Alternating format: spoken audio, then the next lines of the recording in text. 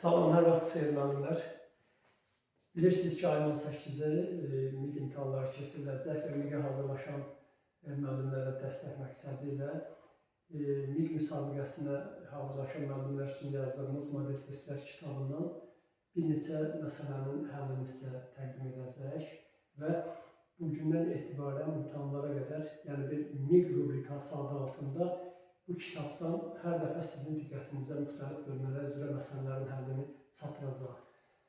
İndi baxırsınız, lövhədə bizim yazdığımız məsələyə, deməli, bu ifadə iki dəyişənli bir cəbri ifadədir, irrasional ifadədir və sual bundan ibarətdir ki, aydındır ki, x, y dəyişdikcə bu ifadənin qiyməti dəyişilir və sual bundan ibarətdir ki, bu ifadənin ən kiçik qiymətini tapın.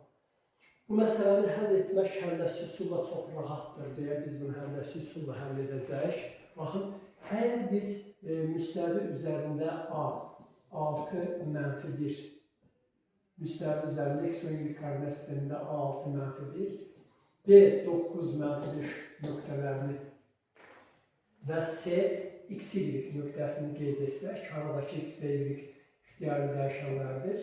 O zaman diqqət etsəniz, birinci kökün qiyməti C və A nöqtələri arasındakı CA məsafəsini bildirəcək, elə deyilmi?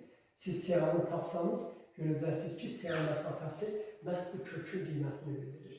X-6-nın kvadratı, Y-1-1-in kvadratı kök altında.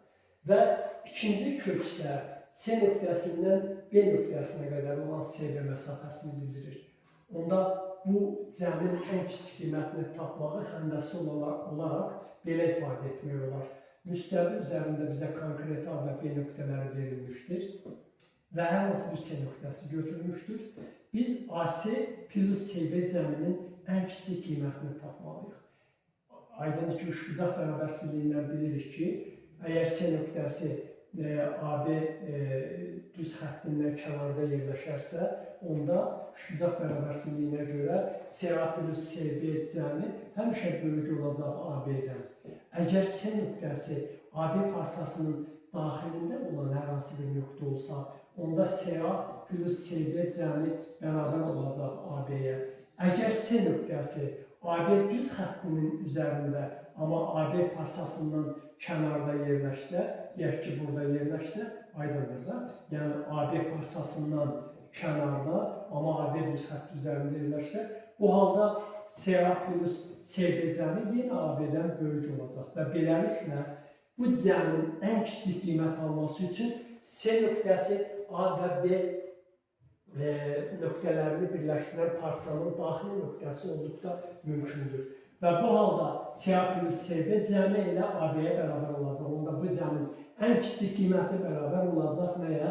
AB-yə. Yəni bu cəm həmişə AB-dən böyük bərabərdir. Ona görə də MİQ imtahanlarında belə suallara tez cavab verə bilməyiniz üçün siz elə A və B nöqtələri arasındakı AB məsafəsini tapırsınız və beləliklə AB bərabərdir. Kök altında iki nöqtə arasındakı məsafə düsturuna görə 3-ün kvadratı plus mənfi 4-ün kvadratı və bu isə bərabərdir 5-ə. Və beləliklə bu ifadə həmişə 5-dən böyük bərabər qiymət alacaq və bu demək ki, bunun ən kiçik qiyməti 5-ə bərabər olacaq.